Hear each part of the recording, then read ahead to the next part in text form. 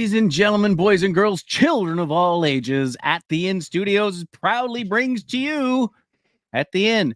I'm Matt, sitting here with Seb. Buddy, how's it Hello. going? What's going on with you? How you been? I survived the last couple of weeks. Yeah, so we were meaning to come back sooner than this, but yours truly was pretty ill over the last couple of weeks here. So, yeah, but it's glad to be back. How are you? How are things? I'm good. And unfortunately, your illness also ran into the fact that I had family from out of town visiting, and this is the kind of family that I haven't seen in almost 15 years. So I crammed another podcast commitment in, and it was on a day that I don't normally like to record, let alone live stream. I did the Caddy Chat Wrestling Chat podcast. We did part 1 with me, and then he came on Cheap Seat Booking and did that. Unfortunately, we had to do it on Tuesday because neither Johnny or I could make it work otherwise, and that runs into, unfortunately, it kind of crossed over some other friends' podcast that is also on Tuesday, the Taryn and Des Show, TDS. Shout out to you guys. Really sorry it had to happen, but I couldn't make it any other way. Like, we tried for several days to figure it out, but it was what it was. They did their show, we did our show. Had a blast talking wrestling for like 2.5 hours, man. So we have a bit of a new dynamic here. For those of you that may not have seen the posts, it is just Seb and I right now. The way that happened is Mike has happiness and other endeavors, most notably mandatory music, so which he does with you, correct? I mean, you've just dropped what you did. Inamorata was your last one, correct? Yeah, we should have posted that a couple days ago, but yeah. Yes. Yeah, that was the last one we did. I saw that. I haven't had time to listen to him. I got 3 or 4 of mandatory music to catch up on. I'm excited because I can just hammer through that. Hopefully I have some sit down time and I can do that, but please check that out. That's available on Apple, Spotify, and everywhere you get your podcast tunes. Yes, mandatory music. Check that out. But yeah, Mike, and there's no hard feelings. There will always be a chair at the end for Mike if he ever decides to come on for an episode here or there, or yeah, I'm sure. I am sure that he'll be back. He'll pop in for an episode or two, but his level of commitment towards this show, we have let him walk to a different avenue of his life that he wants to explore. But yes, he will. I will almost guarantee you that he'll be back at some point to talk with us. Obviously part-time, not full-time, but Matt and I have decided to continue on with the podcast because we love talking. We do. And you can see that in some of our episodes where, and it isn't like Mike is not interested. It's just he couldn't get a word in edgewise. Yeah, it's until one of us decided to bust his balls on something. And that's, I mean, it is what it is. And that wasn't a factor in Mike's decision whatsoever. So I truly wish him well. There's no hard feelings whatsoever. So for the 7 of you that listen to this show live and for the dozens that download it, please don't start any clickbait stuff because 1, it's not true. 2, you're not going to get very many clicks, son. We ain't that big yet. However, we would like to 3, grow. we love Mike. So please like, subscribe, share, do the entire thing. If you want to give us 5 stars, then please do. Even if you're lying, it'll help. Why not? Just click in the 5 stars. And then so we led into that. You got a little ill, buddy. Yeah, I thought I had just like a cold, a flu, and then I'm looking back on it and I'm like, I was out for, a solid week, 2 weeks. I'm still coughing today. It was about 2.5 weeks ago. And I look back on it, I'm like, I may have had COVID again. And you didn't piss hot for that one, right? Like you didn't take the test. It was just one of those things where all the signs were there, sort of deal. Is that people actually take tests for COVID anymore? I don't even know. We still have a couple in the house. I took some the last time I had the flu. It turned out that I wasn't getting a week off. I had to go back to work in a couple of days, but we still do have a few of those. So people do take it. It didn't feel like it at first, and I was just out for 2 days, and by the 3rd day started to feeling better. But then I had, after day 4 and 5, I had all these new symptoms. And I remember, like, with COVID, you have like every symptom of every sickness ever over a course of, so I'm just like, okay, well, it keeps morphing into different symptoms. I'm like, I'm pretty sure Yeah, I mean that sounds exactly like when I had it. It was like symptom of the day took over. So I went from chills and fever literally, one yeah, day to headache the next day to yeah.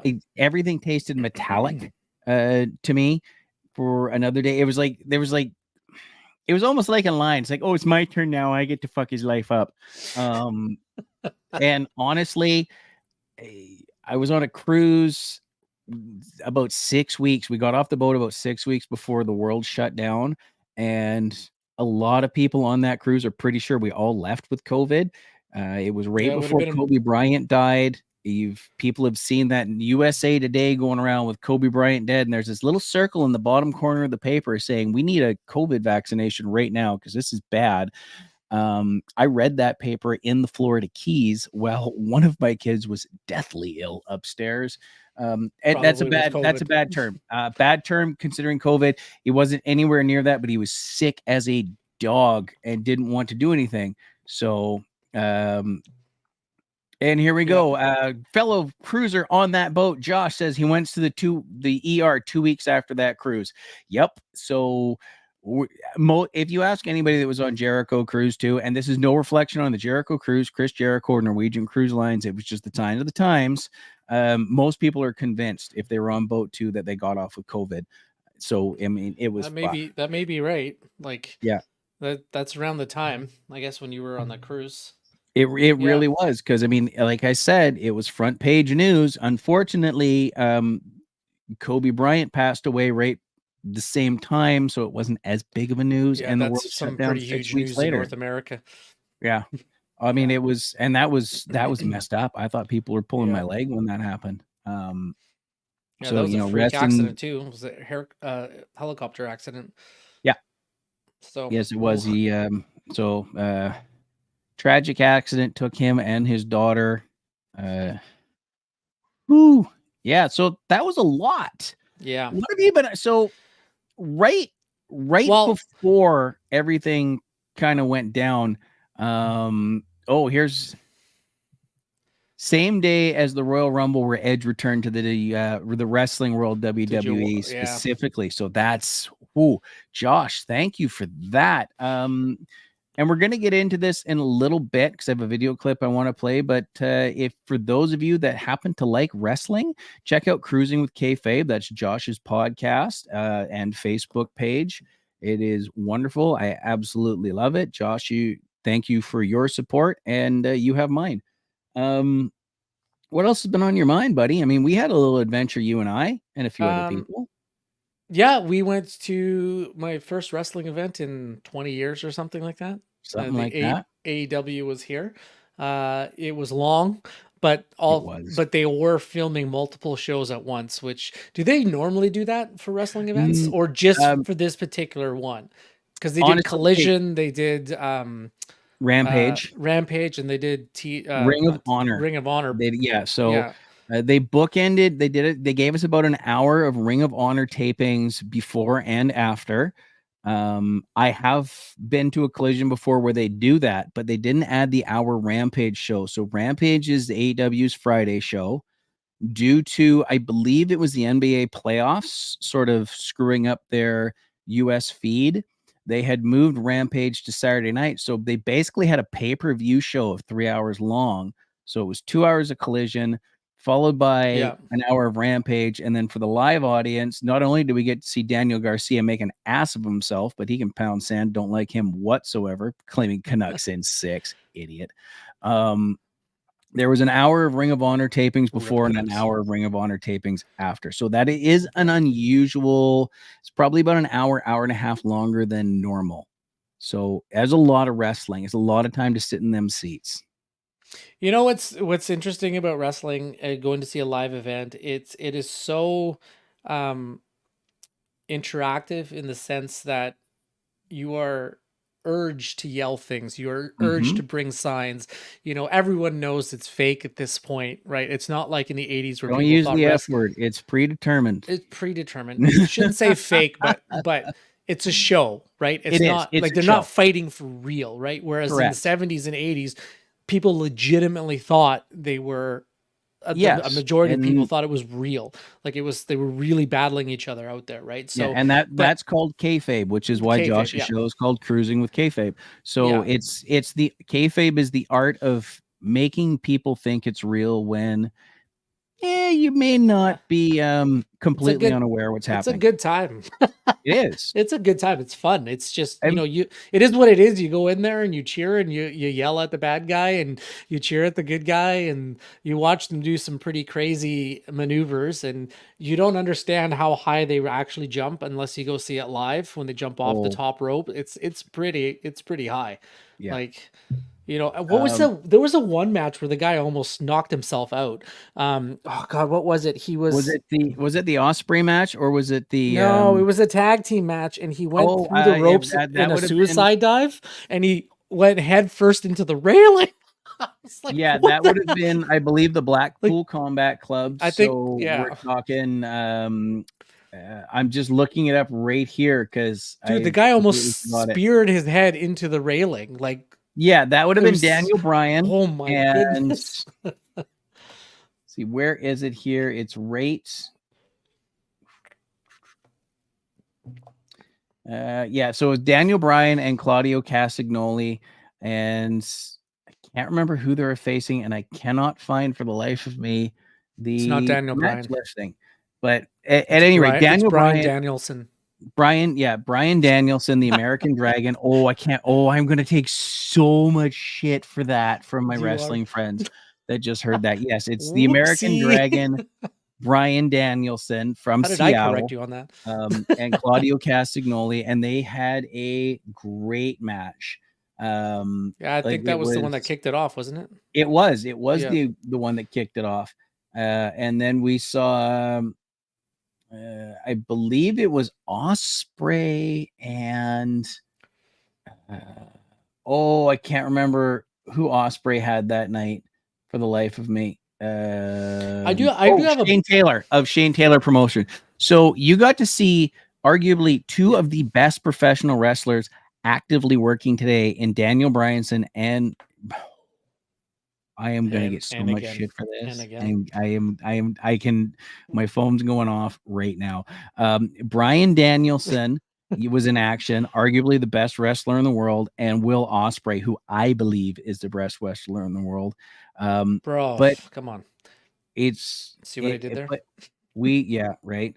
Um the the one thing I really remember, I had a flashback to the mid 80s during that show because Dax Harwood of FTR fought the Dynamite Kid, Tommy Billington II, the nephew Yeah, of the his original.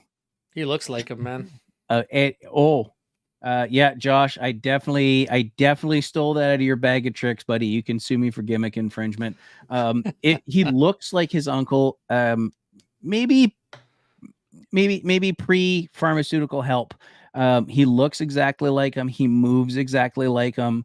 He pulls tricks out of his bag exactly like him. Does the It same was, moves. He does a snap suplex yep. and Oh, yeah.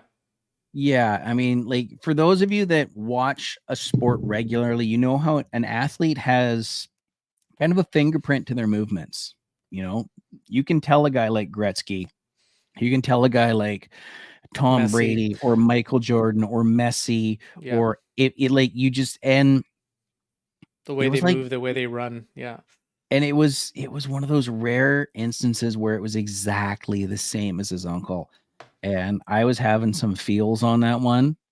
Just going back to my childhood, Dynamite Kid was one of my early favorites. It was a good time, and you got to Yeah. hang out with a couple of people you hadn't really The gotten to know. No, You the met only my buddy negative Chris. about that experience, and it's not really a negative, is just the kid in front of me just would not stop holding up signs.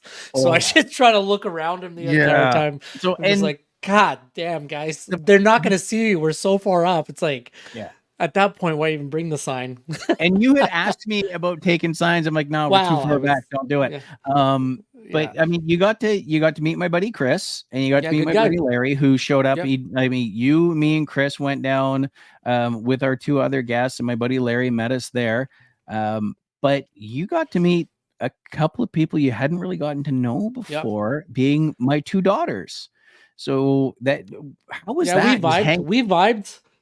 yeah. You know, I was on their side for everything, so it was good. Yeah, I mean, They're Chris good was kids. between you and me, and the girls were on the other side of you, and then Larry was on the other side of me. But I mean, that's We were all in the is Jedi it hoodie weird club. hanging out? Because I mean, you've hung out with Mike's kids a bunch, Yeah.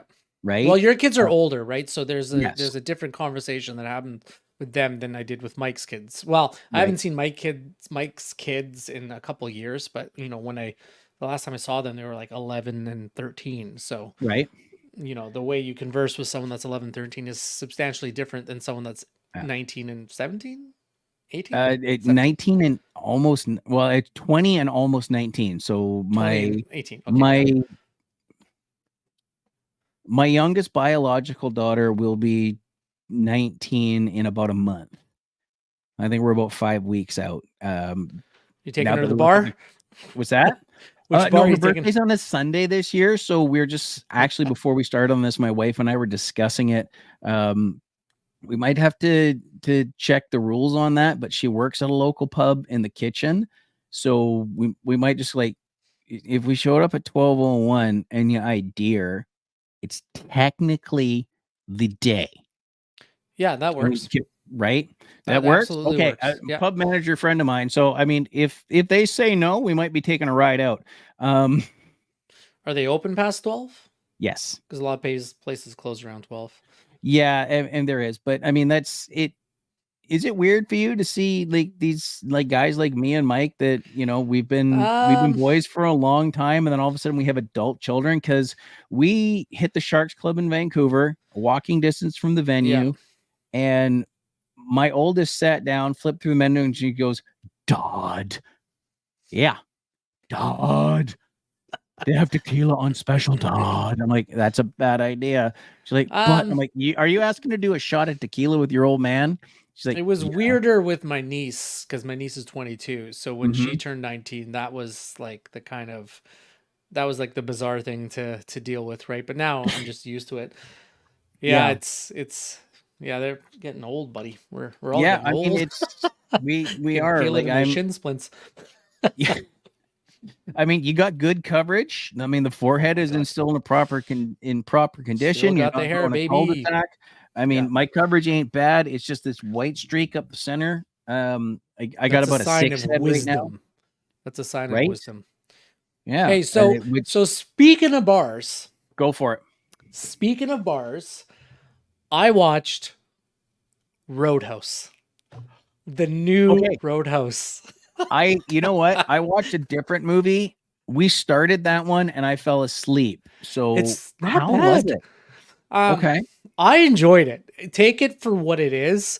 You know what type of movie it's going to be just by Yes. seeing Conor McGregor in it, right? And I'm not going to say he's a phenomenal actor. Like you can definitely tell in his scenes he's working out the scene in his mind because he's like, Hmm. okay, like you can see the wheels turning in his head going, I'm supposed to walk here. Okay, once I walk here, I'm supposed to say this line. Where the fuck is everybody? Okay, now I'm supposed to go over here. Like it's all mechanical. It doesn't feel Hmm. natural. But I will tell you this, their fight scenes in that are incredible. They Okay. are so fast. And I like Gyllenhaal's character because he's not Patrick Swayze. He's not a good guy. Like he Right. is for the sake of the movie, but he has demons. Like he has dark demons Right. that he has It's inside of him. like those And gray it areas and that it we comes out expect because from, yeah. he got kicked out of the UFC for beating the shit out of a guy after the bell. Basically, I just ruined parts of the movie, but it's not a big deal, right? But yeah, no, Yeah, that was it's his character in the movie, not actual Connor. yeah, not just Connor, just Jake Gyllenhaal. clarifying. But to be if you take the movie for what it is, it's a fun ride. It's Okay. outrageous. It's over the top. It is out there, but it's an enjoyable ride. So I recommend Okay. it. I would watch it. Yeah. Um yeah, I mean, I watched The Beekeeper with Jason Statham. It's a little John Wick like, but when you Is get that any into good? it, I enjoyed it. It's very Yeah. John Wick like. It's very, I have a purpose. You are between me and that purpose. It's your ass. But it sounds weird when you think The Beekeeper, how is this an action movie? They explain it really well. It is a fantastic little concept. I really enjoyed it. It's a wild little ride. It's not something that is going to catapult Jason Statham to his next Oscar nomination or first, but yeah, but Roadhouse, I have, by the time we're done I this, would watch it. I would agree. I would watch it if I was you. It's fun. It's a fun movie. yeah, It's such a fun movie to watch. yeah, So I'll have a little free time after we're done this, so that may be what I do when that happens. So I um, watched another movie too because I'm trying to do all of Fincher's movies. So I'm going through his like okay. catalog, and I just the other day, I think it would have been yesterday, no Wednesday. Um, excuse me. I watched And just Zodiac. real quick, Josh, as the That's- fraud at the beginning of it was fun. Also, as I said to another mutual friend of mine, Des, Josh, when I watched this one, nobody fucks with Claire Huxtable and gets away with it. Claire Huxtable. That So goes back. continue. Sorry, I didn't Yeah, mean to interrupt you there. I just no, it's wanted to get okay. that comment in. I watched David Fincher's Zodiac, actually, the movie Zodiac. It's a good movie, man. Oh, that's Yeah, that was and Jake Gyllenhaal back in the day, right? We're yeah. talking So I 10. did a Yeah, I double remember seeing Jake that one in the Gyllenhaal theater. week. Yeah. Yeah. And I'm gonna have to say this. Mark Ruffalo, who's in the movie Mhm. Zodiac, he's slowly becoming a really favorite actor of mine. He just has a Right? way. So there's a. Have you seen the movie Zodiac? I have. Probably I saw back it in the back day. like way Yeah. back in the day. Like we're talking, it must have come out 16 years ago because I was still with my kid's mom at the time when I saw it. Yeah, it's definitely in the early 2000s or mid 2000s, but there's a scene after the cab driver gets murdered. Mhm. Mark Ruffalo's character goes to the scene, and it's just super long scene with him doing like all the police procedure stuff, like checking, talking with people, but he just has such a way that his acting is so natural and so real. And yeah, I don't know. I'm just slowly becoming a big fan of Mark Ruffalo. He's a hidden gem, I think, like of Oh, an I actor. I totally agree. Like he was doing, I mean, he did that and he did something like 13 going on 30 with Jennifer Garner. Please don't Yep. dive deep into why I know that film. But he was there and he was like, "Oh, it's that guy again." And He's in the magician movies, the Now You yes, Can he See is. Me 1 and 2. Oh, my Those are wife and good I movies watched too. Now You was Now it You Can See Me. Now You See Now You Me? See Me? Yeah, Now You See Me, I Something think like it's that. We yeah. watched the first one last week. My wife, I was actually about halfway through it, and I came and she said, "No, I'm going to restart this," and we restarted it. It's good, isn't it? And it's so good. Like the Yeah. second one is a little less than because Isla Fisher Yeah. isn't in it, but it's still fantastic. And it had one of those twat twists. Twat. Twat twists. What Yep, does Matt did have that. on his Um, mind? what's on your mind? Don't know, but I'm hungry. Anyways, it had one of those plot twists at the end where, I mean, I wouldn't say it's as big as Sixth Sense or Usual Suspects or Fight Club, but it's like, oh, Yeah, it oh, was damn, good. you had me. You had me. It was a solid Well, twist. they both movies have a twist at the end. Without ruining it for anyone, the second one has a twist at the end too, I believe, isn't it? Yes, it does. Yeah, Um, yeah, and but we won't go it into was that because people worthwhile. won't. Yeah, good movies actually. Yeah, no, Yeah, I highly recommend it because I mean, Woody Harrelson. Tell me something bad Woody Harrelson's been in. he's so good. I dare you find me Well, something bad Woody Harrelson has been in where his performance is the problem. okay, well, I was gonna say something bad, but his performance is definitely not the problem in it. But No, your favorite no. movie, Triangle of Sadness? Oh, his performance was the highlight. Like when people, yeah, oh yeah, Yeah, we go back to the last year's Oscars or the year before's Oscars, whichever you want to the I didn't 20. actually mind that movie. Matt has a I know, hatred of I that hated it. movie. I could Woody. It was that middle bit with Woody Harrelson in it that basically kept me from shutting it off. You know what Um, it is about that movie? Is that none of the characters are likable characters. Like they're all despicable people. And you don't have a character to root for in the movie, except for maybe Woody Harrelson. That's it. yeah, Everyone else is a bad. and They're all bad people in the movie. they're terrible human beings, and Yeah, it's not like they're terrible human beings like the cast of Seinfeld is a pack of terrible human beings because they fucking are. yeah, It's like they're just like they're changed. There's Trainwreck terrible where you can't turn yourself away and you're engrossed in it, and then there's Change the Channel Heat. Some of my wrestling friends that are live will understand. Change the channel. It's like, I hate you so much. And we're just gonna, you know what? We're gonna go to the news. We're gonna go to a That's why MASH you rerun. record everything so that you just fast forward through it. Yeah. Yeah, It's I not don't like just this guy. commercial I'm just breaks, gonna ladies fast and forward. gentlemen. It's because Mercedes Monet is on TV, but I will save that for cheap seat booking. All right. Yeah, I mean, it was Russell Crowe. Like, Josh is not a fan of Russell Crowe. That's interesting because Russell Crowe's got some highs and lows. He definitely in the late 90s, early 2000s was on a hot streak. But yeah, I mean, that's he kind of slipped there a I little don't know, bit. it's like Gladiator, the last good movie that he's done. No, Master and Commander was after that. I really enjoyed that. Yeah, I haven't seen that. You haven't seen Master and Commander? Oh, No. I'm going to recommend. Oh, that wait. The TV show or no. I have seen that actually. Yeah, the movie. That's a while ago, wasn't it? Oh yeah, it was after Gladiator, but it was Yeah. Oh Jesus, and of course, I must have said I hated an actor because of course that name got dropped. Thank you, Sarah, for dropping Nick Cage That is on an the show. amazing actor. Yeah, that I will never escape. There are just certain people. If I start talking about films and things I dislike, it's always going to be Nick Cage. Okay, so after Master and Commander, he did Cinderella Man, which is Pretty solid film. solid. A good year. He did 310 to Yuma. He did American Gangster. I loved 310 to Yuma. Yeah, did I Body really of Lies, did. State of Play. He did Robin Hood. Okay. That Robin Hood was not. I tried. I wanted to like it. I think that was 2010 is kind of when he started to fall. And I believe he did one. It was, I think, Dave Bautista's first film. The Man with the Iron Fist, the Man with the Brass Fists, or the Man with the Iron Fists. Man of the Iron Fists. Yeah. Yeah, was not. Yeah, because I'm looking at all Josh, of his you movies. and I are fighting. That Snake Eyes was terrible, and National Treasure. You know what? I'll put that on the high end of my Nick Cage list. But no, Snake Eyes was awful. Unless you're talking G.I. Joes, in which case, big fan of Snake Eyes. I have seen that, haven't I? Snake Eyes. Yeah, it was. Anywho, I don't want to get down this Nick Cage rabbit hole because I've had a good couple of days, and I don't want to be mad. I'll bring it around at some point later on. Oh, I know. That's fine. It's happened. And you know what? I'll get you back later on. It's just the way this is going to work. If you can't bust your friends' balls and just drive them mental, what are you even doing? Once in a while, I mean, what's your life doing? Josh, please don't mention Wicker Man. Like, come on, dude. That was a terrible movie. It was, yeah. Anyways, we're just gonna move forward here. He's got his honeybees on his next comment. I'm not putting that. Well, you know what I will.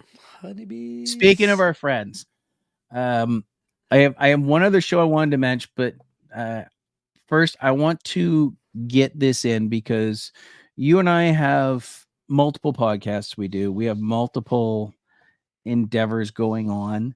And we have friends with multiple endeavors. So I'd like to play you something that friend of the show, Sarah, who is watching, sent me earlier today, yesterday, maybe, that I only got around to watching recently. And I would like us all to really think of this because it really is poignant and it really does matter. So I'm just going to share this with you if we have a minute here. And like almost 20 years. Yep. What's the secret sauce to a long-lasting Hollywood friendship? I think the secret sauce to a long-lasting Hollywood friendship is not too dissimilar to having a partner, a marriage as well. It's I mean, since the day I met Hugh Jackman, I am genuinely rooting for you every time, all the time. Like I want you to win. And I know you to be a person that often puts others in front of yourself. And it's not a show. I see you do it in quiet. I see you do it loud. I see you do it in instance. And I think of you a little bit as this guy that kind of like, will grab the ticking time bomb and fly away into the atmosphere, into space, and let it explode, and and save all the people. Look at it, oh God, he saved us again. He did it again. He did. But what they don't know is that Hugh Jackman is now floating through space, frozen, cold, alone, and armless because a bomb went off. But I so admire those qualities in you, and love that in you. And since the day we met in Sydney, I root for you. I just want to see you live the most full-throated life that you can possibly live. So I think it's not just the same way I feel about Blake, as I'm rooting for her. I know she's rooting for me, and it's why we're so connected. So I think that's probably maybe one reason. I don't know. Beautiful. Thank you. And I agree. I think for me, friendship, and why there's probably fewer friends in our life than we would say, that you can say anything to. Yeah. The stuff you're ashamed, embarrassed, anything. And ever since I've known you, and I would say in particular in like the last 10 years, 5-10 years, we've had more time where we go for our walks, because you're an unbelievable listener. I guess I hadn't put it together. Deep down, I know you're rooting for me, and I'm rooting for you. Yeah. So you can tell me anything, and I can tell you anything, and I don't feel like you're going to be judging it or necessarily giving me the answer, do this. Yeah. And I think that has been the key. Yeah, we rely on each other for the real kind of advice that you want, And your apartment that you let me know. The roommate that keeps on giving. Hugh Jackman. I love you, man. Yeah, I love you too, buddy. You know what's interesting about that is that's like one of the first times that I'm not the first time, because he is an honest man, but usually there's an element of ridicule and comedy to Ryan Reynolds. He always does that. Yeah. But it's so nice to hear him in a conversation where he's just pure. Like he's telling it for how he really feels without the jokes, right? Because he's a constant jokester, and with Hugh Jackman, with Blake Lively. So, but yeah, that's a good conversation to listen to, man. Yeah, I mean, and Sarah sent this, and Sarah says, it still makes me tear up. She's probably watched this 3 or 4 times. I know it's been in. She sent it to me specifically, and she sent it to at least 2 other group chats that we're both involved in. Josh saying that is bromance goals. Absolutely is. And in that vein, as I mentioned earlier, I want to direct everybody listening to this, whether you are with us live or whether you are, listening to us on Apple or Spotify or checking us out on YouTube. Check out TDS, the Taryn and Des Show. Check out Cruising with K-Fabe with Mongo and Emily, Mongo aka Josh. If you have an online commerce, check out DataZen Business Solutions. That's Sarah's company. Check out Mandatory Music. Check out Caddy Chat. If you're in the Vancouver area and you happen to be in a country bar and Gaz Beaumont is on guitar, check out that. Check just whatever your friends are doing. If they've opened a restaurant, if they've opened a nightclub, if they're painting. Seb, you and I have an old friend that I don't think either one of us has seen in probably 25 years. Sarah Still, great artist. You messaged me one day and said, "How do you know this person?" And I said, "Dude, that's Sarah from." She and looks so different from what I remember. Mind. Yeah, it blew your mind because she had been married, so her last name has changed. I guess you ran across the art, or it popped up in a feed somewhere, and I'm like, no, that's Sarah. Remember, incredible artist. Can I have a bite? Incredible. So support your friends. Artist. It doesn't matter what they're doing. Don't turn around and hate on. It's like, dude, you don't want to open up a restaurant. They're tough. No, show up and eat. Show up and eat. Right? I mean, that is. I think that really covers everything. Doesn't matter what your friends are doing. Show up and eat. Is there anybody you would like to plug? I mean, we don't have the same group of friends. Is there anybody out there doing something you want to plug? Send our people to it. Well, you've pretty much hit most of them. Mike with Mandatory Music, but that's kind of like a self plug, obviously, right? So what absolutely is. There is a couple of friends that have opened up restaurants, so go check them Mhm. out. There's one in Langley called Haven, so Okay. go check that out if you haven't. It's really really awesome. Remind me Yeah, about that. You and I will go have lunch or something there. yeah. All But right. You and like, I will go and support your friends. honestly, if somebody is in the arts and they write a poem or a book, or and they want to share it with you, take the time to read it and just read it openly. Don't, because they Mhm. put in a lot of effort to do some creative work. Appreciate that someone is doing that. Sarah has apparently been to Haven and is Yeah. really supportive of it. So the So first time I was there, I knocked over my drink because it had like a 3 foot tall lemongrass in it, and I went to hug somebody, and my elbow knocked the lemongrass from the drink over, and it knocked over to the table next to us and spilt in the girl's lap, who I didn't know. I, So I had to buy a drink for them both. And um, I thought for sure that lemongrass was going straight up your nose because you missed the straw, but okay. dude, it was so aggressively long. Um, and But yeah, that's cool. Like it doesn't matter what your friends are doing. Um, show up and eat. yeah. Eat expands everything. Like go to the art show. Oh God, if a friend of yours is doing an open mic or like an acoustic show at a small support bar 'em. or anything, or if they're hosting karaoke, like go and hang out. You don't have to sing for karaoke. Just go and have a couple of And drinks. you know what might happen? You might have some fun. You You could. might actually have You some might fun. actually do that. You might actually be like, "Hey, I'm having an actual good time here." Yeah, I mean, and You that's know? it. Like, I think it was, I believe it was Batman Begins where Alfred looked at Bruce and says, Mr. Wayne, if you show up and fake having fun, you might accidentally have some, Yeah. you It know? goes even further than your friends to go at this point, support your friends' kids.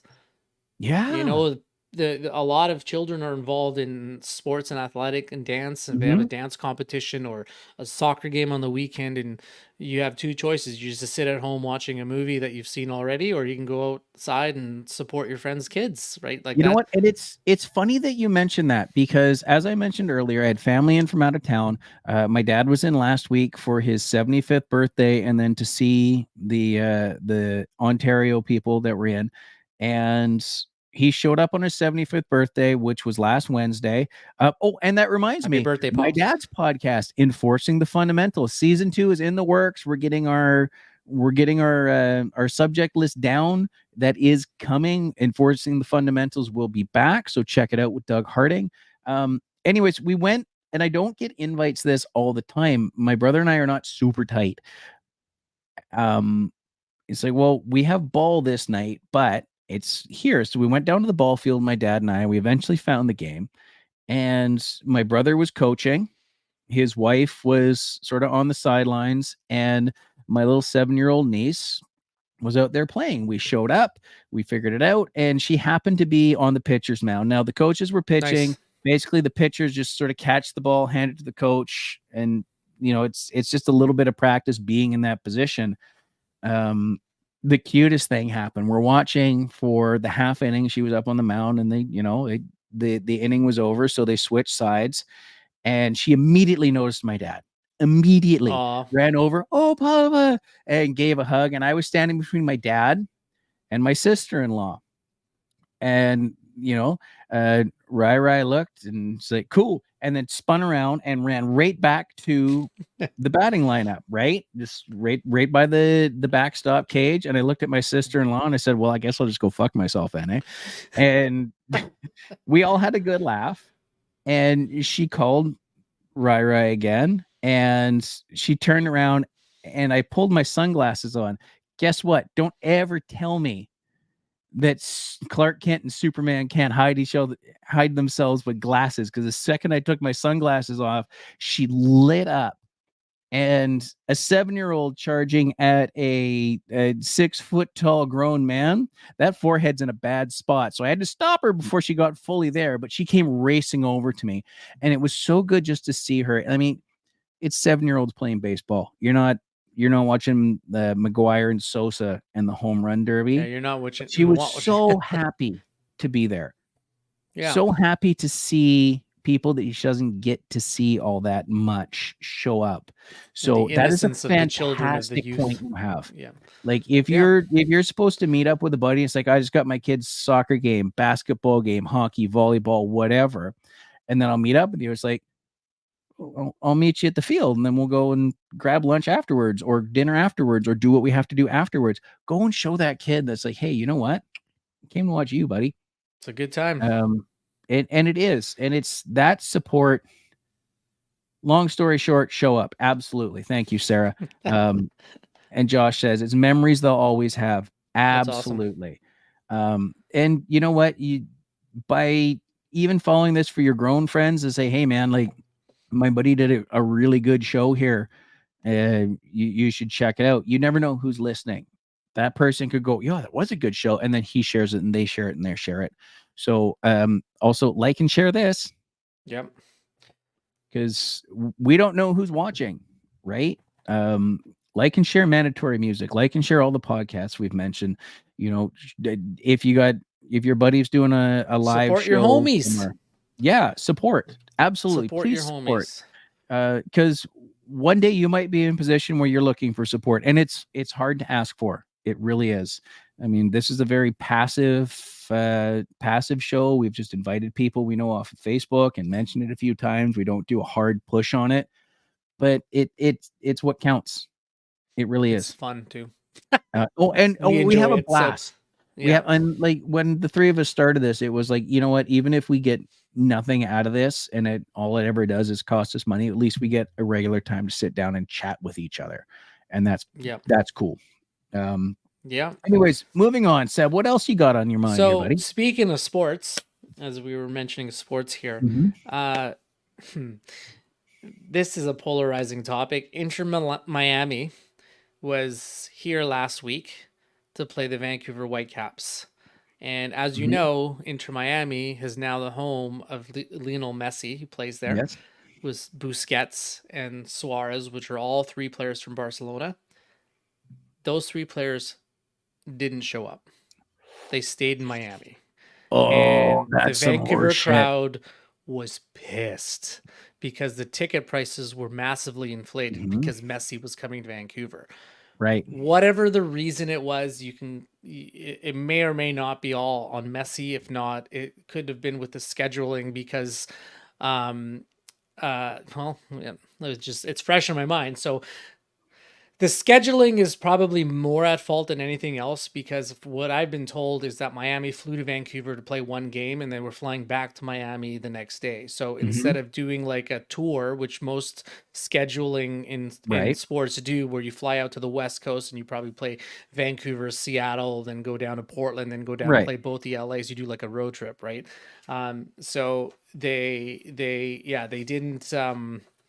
didn't show up. So people were pissed, and the entire game, the fans were pretty much chanting from the start of the game to the end, "We want Messi. We want Messi."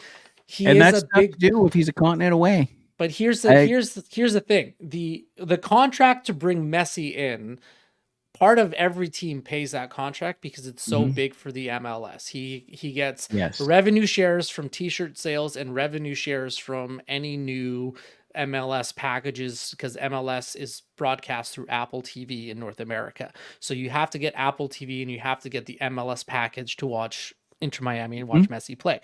Correct. So he didn't show up and people were pissed. So yes, they ended up giving the attendees there, and it was a record attendance too. It was 51,000 people to watch an MLS game, which they've never had that many people. Yeah, but tickets are going for like $400 or $500 for a Whitecaps game, and they're usually like $100. So they gave 50% off the concession. Plus, what I'm told is that anyone that attended that game at some point in the future, whether it's this season or next season, will get a reimbursement for another game to come to another game. So they get a free ticket to another game because he didn't show up. So part of the problem in my mind is with BC Place, because they don't play on real grass. And I don't know if you've ever played on turf, but a lot of high profile players and just soccer in general across the nation, like in Europe, you cannot play on turf. you have to play on a grass field. That is the rules from FIFA. That is the rules in the Europa, like the you know, all of the Premier Leagues. You play on grass. You don't play on turf. MLS plays on turf. Some stadiums do. BC Place does not have real grass. So I have to think that is a major factor. Having said that, Messi has played on turf because he goes to other arenas and stadiums in North America that play on turf. But they have, like, we're hosting the we're one of the 3 hosts for the next World Cup in 2026, and they have to get grass. Like, you cannot FIFA, it's a rule in FIFA. You cannot play on turf. You have to play on grass. Yeah, it's not like all of a sudden we got turf. Yeah, it's not like all of a sudden we got turf. No, I mean that to Sarah's point, that's the way it is. However, BC Place is in conflict with the rules. Yeah, so they don't. MLS is allowed to play on turf, but when we host the World Cup in 2 years, I don't know what they're gonna do. They got to get grass in BC Place, or they won't. My question is, now you can re-sod a lawn. You can put grass and turf down long enough to get that done. My question is, how much soil do they have to put underneath that? Well, what is going to be the settling time for that? So I am very curious as to how this works out. This is all news to me. I'm not a big, like, you mentioned the tour thing. I have tickets to see Wrexham FC versus the Whitecaps in July, which will be on turf. Which will be on yeah. But now I'm not gonna lie to you. I'm going because Welcome to Wrexham's a rad show. And you want to see Ryan Reynolds. I get it. And it also happens to be the day after Deadpool 3 comes out. So there could be some shenanigans, but I'm not a huge fan. I'm going because I'm invested in the Wrexham team.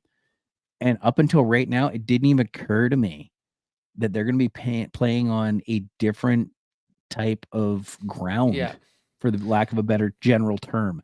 Well, to be fair with Wrexham comes from a very low tier. Like they came from the 5th tier of soccer, made it to the 4th tier. Now they're in the 3rd tier because they just got promoted. So they're leveling up. Seen the end of Wrexham season 3. Well, okay, but I mean, anyone that follows soccer follows the Wrexham story. Everybody knows. Yeah, it's not a big deal. But yeah, so I think that has to be a factor, right? So that was a very a thing, and that was a very you know, people paid $400 or $500 to see Messi play. He doesn't show up. But here's the other thing: there's people on media that said, "Oh, I flew all the way from Italy to watch Messi play." I'm like, well, if you can afford to fly from Italy, why wouldn't you just fly to Miami to watch him? Right? Do you know, like, that's trust me, I have flown from Vancouver to Miami. I'm assuming that a professional football club, especially given the amount of seats they would need to take up, are not going to have a layover in Toronto, Dallas, or Houston. No.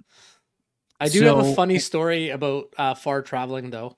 Absolutely. I saw this real quick. I saw this in TikTok. So Russia is a pretty big country.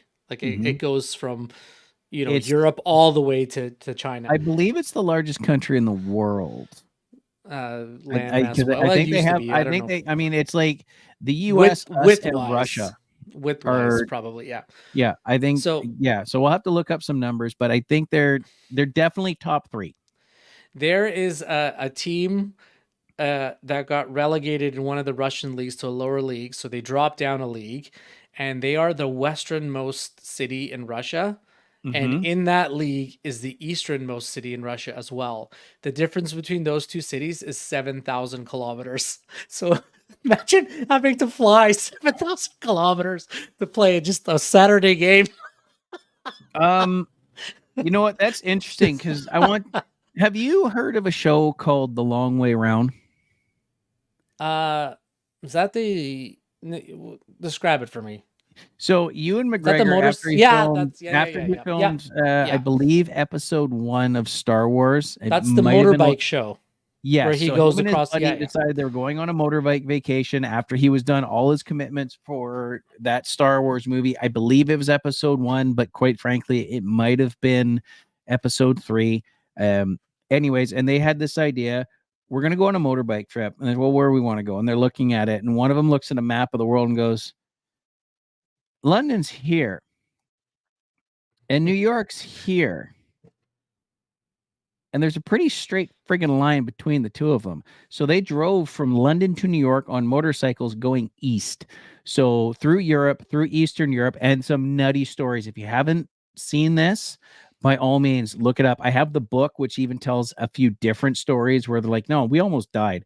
They encounter Eastern European and probably gangsters, but if you watch that episode, you're definitely sure. They are in the middle of nowhere in Mongolia. They are forging rivers with locals in eastern Siberia because the bridge is washed out. There's no way for them to get across. And it's Dude, getting into out of 10 Siberia in episodes, like some parts are 8 of them so are dangerous. from London to getting to eastern Russia. The I can't remember the name of it. They as far east in Russia as they could have gone. And I'll screw up the name if I keep trying. And then the last episode in a bit is like, oh, they came down through Canada. Some kid outside of Calgary nearly killed Ewan McGregor because he rear-ended him because he was playing on his fucking phone. Culminating in them going into New York, including a stop at West Coast Choppers Orange County Choppers, and the Tuttles organized a bike rally to take them from Orange County Choppers through their last leg of the journey into New York.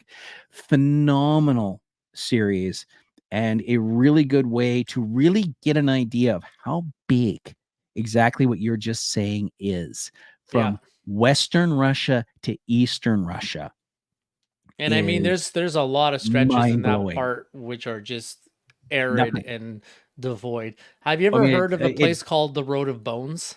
Yes, they drove that on long way around. Yeah. So that's like a stretch of highway in Russia where, if you break down in the winter, and if somebody doesn't come by to get you in like a couple hours, you're dead. You're dead. You're literally Yeah, and and there's all sorts of stuff. I cannot recommend that series enough. They've actually done 2 follow-ups. They went from the tip of the United Kingdom up in Scotland, where Ewan was from, to the tip of South Africa. And then they did another one where they went from the southern tip of Argentina, I believe it is, South America, up to LA. All fantastic. But that, to your point, that gap between Western Russia and Eastern Russia 7,000 kilometers. Nutty. And it's not like going from one side of Canada or the United States to the other. It is barren. Yeah. Well, no, barren is the wrong word. It is wilderness. There's a lot of hard living in those areas. There are deserts, but there are lots of forests as well. And there's frozen tundra. It's crazy to think and go, yeah, okay, we're going to play Saturday here. And then Monday, we're going to play on the other side. Like, are you out of your mind? Yeah, that's crazy. It's almost like going from, I guess, Miami to maybe Anchorage. Like, it's about that. It's ridiculous. Yeah. I mean, absolutely ridiculous. Oh my God. Yeah. And speaking of football, so proper football, that is. So I've been telling my dad for a while that he needs to watch one show because he's spent at this point 62 years coaching. He needed to watch Ted Lasso. Have you seen Ted Lasso? I just finished the first season. Okay. Like last week. And I'm watching a couple movies and then I'm going to start the second season pretty soon. Okay. So I've seen now Ted Lasso. I've seen end to end 3 times. My so dad good. showed up on Wednesday night. We started it after we got back from the baseball game. By the time I woke up Thursday morning, Dad couldn't go to sleep. He watched the entirety of season 1 Wednesday night. It's such a good show. And I sat there and he had a few people telling him that his coaching style is very similar to Ted Lasso's. And even so, some of the tidbits Ted dropped, season 1, do you remember this line? Do you know what the happiest animal in the world is? Goldfish. Why? Because it's got a 10-second memory. And that applies to athletes because then you're not in your head about the mistakes that you've made. You forget about them and move on. Exactly. And just when play in the moment. Yeah. When that line dropped, I could see my dad's face fell. He's like, I've Oh, I wish never I coulda seen had that that. explained so concisely. Yeah. Like he's explained it before, but he's never seen it, heard it explained so concisely. And he's like, oh my God. That would have saved so many words. I We think will that the have to do a beauty, whole show on Ted Lasso because I got a lot of thoughts. However, yeah, all I can really say is fuck. I think the beauty of the show too is it's not necessarily like you have, like, when you're coaching at that level of athletes, when they're pro athletes and every single athlete in that room is for better or for worse, or Mhm. legitimately better player than you are. Like Yep. when you're coaching lower divisions, then you're, as a coach, you're usually better than the players. But when you're Mhm. at that level coaching pros, like, you're not telling Messi how to play. You're not telling Ronaldo how to play. They're the best And players in the world. You're managing egos and you're managing personalities, and you have I to understand how to nurture those personalities and egos and get the best out of each of those and how to work as a team together. and you've nailed it. And I really, really want to do, like, we'll have to sit down and have like a long term when you finish the entirety of Ted Lasso. We'll sit down, we'll do a strictly Ted Lasso show, and I will probably have to remind you of you saying that because you'll see. Yeah. You'll see. And the show is absolutely brilliant. The character development is brilliant. Yeah, you even root for the people you don't like, like you just want them to become better There people. is one character in the entire show that you will find yourself absolutely fucking loathing because you're supposed to. And even the ones you think you don't like will You're gonna turn like. on you. And the ones you think you are just like, this is just the wholesomest, you'll turn on them too. It is So it's such got like a Game of wonderful Thrones feel character where you're just development. going back and forth between And characters. and honest to God, Roy Kent is my hero. Dude, yeah, he's awesome. I also really like the girl that plays Kaylee. Oh, Kayla? Keely, yes, Keely. absolutely. And I apparently, love her. I just found out she is on season 5 of Fargo and just steals every scene she's in. So I haven't seen awesome. Fargo yet. Yeah. So we'll get back to Ted Lasso down the road because I could talk about this show. And when I say I've seen it 3 times in its entirely, with the exception of season 1, which I watched a couple years ago, I've seen seasons 2 and 3 times in this calendar year, in the last 12 months. It's a good show. And I've seen season 1 twice in the same span. So Definitely a good show. it is absolutely brilliant. Jason Sudeikis. Did you take note of who the writers of the series were? No. So it's Brett Goldstein, so Roy Kent. And I had his name on the top of my tip of my tongue, but Coach Beard is the other writer. Okay. So you have an English guy that knows soccer and an American guy that Yeah. doesn't know soccer. That's And- clever. And Yeah. the chants. He's here, he's there, he's every fucking where. Roy Kent, Roy Kent. And Do you know where that. do you know where they modeled that character off of? I don't. Roy Keane, old Man United player, who was a vicious man. He wasn't. He got a couple of red cards for like punching people and pretty bad slide tackles. He had a bit of an anger. But here's the thing about Roy Keane: he was your captain, and he would go to war for you. If you were on his team, he would go to battle. We are going to sit down. Yeah. When you are done this. And feel free to start taking notes because I said Tart taking notes, but Jamie Tart, wonderful character as well.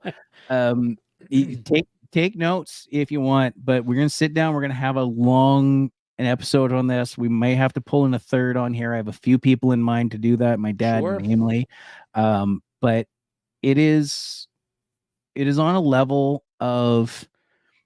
I mean, a lot of shows are going to do stuff and they're going to kind of fake their way through the job. Seeing the similarities between the way my dad spent his career coaching and the way Ted handles it, and watching my dad watch this show, hearing must have from my been dad is surreal like, for I you have been too. hearing from this person and this person and this person and this person and this person and this person and this person and this person that I need to watch this show. I'm like, yeah, and I've been telling you, here it is. Yeah, He was here for 3 days and we did all 36 episodes. you just And binge we watched did it. not skip any other family activities. So you- we So hammered you're that. saying he enjoyed it? He enjoyed it, and his wife, my stepmom, Roy's favorite word does not go over well with her, so he can't watch it at home. So Yeah, well, that's what it is. The famous word in that area. And it's great. Like I love Yeah. Roy Kent. If you haven't seen Ted Lasso, check it out. All right, Seb, we're just at an hour and almost a minute. So what else do you have on your mind? Anything Okay, I got last thoughts? one last Let's thing. do I it. got one last thing, and I'm not sure if you are aware. You may be aware, you may not be, but the Department of Justice is Oh, yes. is going to battle against Ticketmaster and Live Nation for Oh, monopolizing. that's not what I thought you were going to say. I No. have another Department of Justice thing, but Okay. go ahead. Yes, they are. They're So, fed up. And they're as a fed up concert with- goer, please. Yeah, so they're fed up with Ticketmaster. So Ticketmaster and Live Nation, or Ticketmaster bought Live Nation a couple years ago and basically monopolized the whole concert ticket pricing, how you get concert tickets. And Live Nation and Ticketmaster own so many of different little areas, and the fees are getting astronomical. There's 3 concerts that kind of they are centered around. One is a Beyonce concert. One was a Bruce Springsteen concert which they introduced variable ticket prices based on demand, and some of the tickets were going for like $5,000-$6,000. And then the Taylor Swift concert, the Eras tour from a couple years ago, where they did a multi-tiered selling of the tickets, and they kind of screwed it up, and so it sold. All the tickets were sold by like the second tier, and the public never even got a chance to buy the tickets. So the Swifties actually wanted to sue Ticketmaster. So the Department of Justice is investigating their fees and their structure and Yes. their chokehold on monopolizing the ticket industry. Because I mean, you buy a ticket to any event through Ticketmaster, you know, it's getting ridiculous on how much fees you have to pay in. You know, you have to pay ticket fees, like there's like 3 or 4 different fees that you have to pay. Yeah. Sometimes even more. And you're like, what? It's almost like a gas tax. Yeah. Right? Like you go to the gas pump and you see that little chart on the gas pump that shows you how many taxes you're paying and for where. And you're like, it's 80% of the cost of the gas. And that's what Ticketmaster is. I remember having issues with service fees when the concert tickets were costing us $20. Right? Yeah. Not to date us, but, and I don't mean like going to the Commodore to see this up and coming band. I mean, it was costing us $20-$25 to go see White Zombie and Pantera and Pearl Jam and Alice in Chains. Here's kind of like the shady situation that happens. Like, we're not talking about big name artists that go to BC Play or like Rogers and Rogers, like those are all owned by companies that own their respective sports teams, right? But like Live Nation owns a whole bunch of concert venues across the world, right? And so they're charging people fees to go there. They're not sharing the profits of any of the food sales or any of the alcohol sales. None of that is going to the artists. The artists all they make the profit on is the ticket price, but everything else goes to Live Nation and Ticketmaster. So they are, what is she saying? Online ticket venue fee processing. Online ticket fee, venue fee, processing fee, no option but to buy online. Ticketmaster owns the venue, and processing is just slap in the face at this point. Yeah. Exactly what you were saying. Yeah. So yeah, this is a thing that's just starting to brew over the last couple of weeks, and it's just interesting. Mike and I specifically are keeping a pulse on this, because this is, please do. We go to a lot of concerts, right? And this might shape how concerts are, like how you go to concerts over the next couple of decades, depending on how involved the Department of Justice gets in, because they're saying it's a malpractice. They're irresponsible, and instead of bettering the process, they're making it more profitable and unfairly profitable to themselves, basically. And I'm paraphrasing, but that's kind of the gist of it, right? Yep. So, I mean, they say they may. One article I read say that the DOP or DOJ might force a split in the business. Like As they they should. might separate Live Nation and Ticketmaster. Hey, It I couldn't mean, be run as one business. I was working So for Famous Players when Viacom sold them and Cineplex bought them. that's a monopoly right there. I was privy to emails and directives internally because of my position at that time. Like, it wasn't a high position, don't get me wrong, but I was in a management position, so we all had to be informed of certain things. Because Cineplex buying Famous Players would put such a vast majority of Canadian movie theaters under the same banner, Yeah. they could not have two Cineplex theaters within a certain radius of each other. You remember that Guildford used to be a Famous Players theater, Yes. but because it was so close to the Langley Theater, Guildford got sold because it was smaller. They shut down the original Langley Willowbrook Theater because it was too close. And that happened all over the country. Monopolies have been broken up before, and Ticketmaster fucking deserves this. Pearl Jam tried to warn us about this 30 friggin' years ago. Yeah, and then now their tickets are like $400, but what can you do? Right? I mean, and you know what? These guys putting on big stage shows, they have roadies, and these roadies need to be paid, and they need to be compensated for their travel and their hotel and everything else. I get I'm just that. gonna read However, this one thing to you because this kind of sums up the whole please do. concept of it. So the United States Justice Department has, as suspected, sued Live Nation Entertainment, alleging that the company, which owns Ticketmaster, holds a monopoly in the concert market. The lawsuit argues that the concert giant is breaching antitrust laws through its exclusivity contracts, threats to rivals, and leveraging of market domination over artists, resulting in inflated prices and stifled competition. It's time to break up Live Nation Ticketmaster, Merrick Garland, the Attorney General, said in a statement. So, Yeah, I mean, let's face it.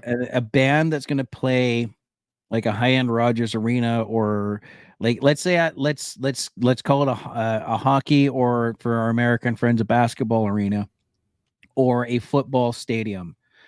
Those bands are going to have extra costs because they generally put on a big show. You cannot put on a Metallica show with about a bunch of pyro guys being on the payroll. You cannot have that much set and move it without having a bunch of truckers and roadies on the payroll. However, if we break up this monopoly, we're going to lose a bunch of those other little fees on there, and the tickets are not going to be $600. No. And I'm fine with that. Yeah, me right? too.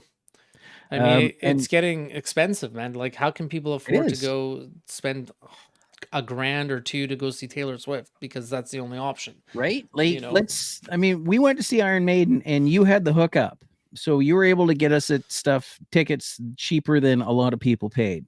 Yeah. I mean, you had a connection there. FYI, speaking of cheap plugs from earlier, Sam's Pub in Port Coquitlam is a great place to get a meal and a drink. Go watch the hockey games there, even though it's the prime rib night tonight. Go Dallas. Prime rib, yeah. So it's just one of those things. Like, we need to stop. We are a little bit over. Speaking of the Department of Justice in the United States, did you see the other thing that they did? I believe 2 days ago. Maybe. They put a pause on Vince McMahon's the lawsuit against Vince McMahon, WWE, and John Laurinaitis.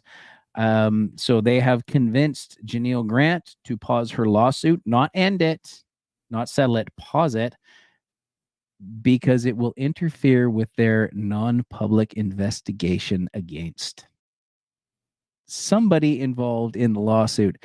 Vince is going to fucking jail. The DOJ had her, and she agreed to it.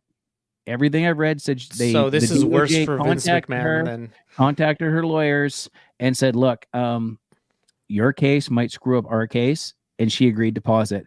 So Vince going to jail. I am in the works of putting together a cheap seat booking on the developments there. Hopefully we will get that done next week. So check that out.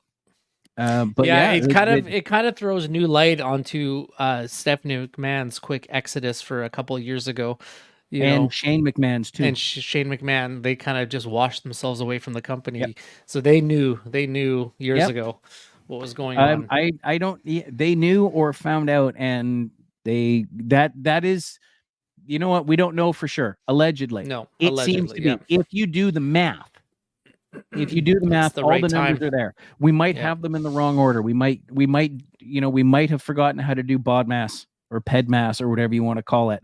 We might have the brackets and the exponents in the wrong place, and we're doing it in the wrong order. But all the numbers are there, and BEDMAS. yeah. But anyways, I'm going to be talking to some wrestling fans about that in the near future. Seb, we want to keep going with this? Do another one?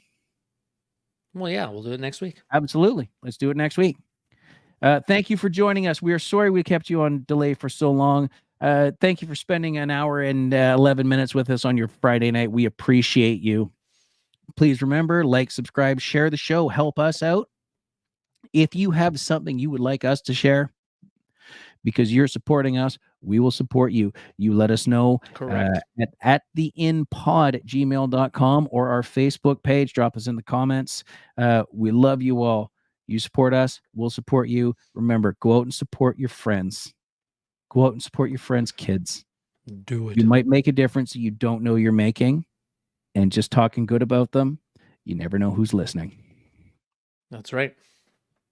And on that note, ladies and gentlemen, good night. And Jamie Tart, Jamie Tart, Jamie.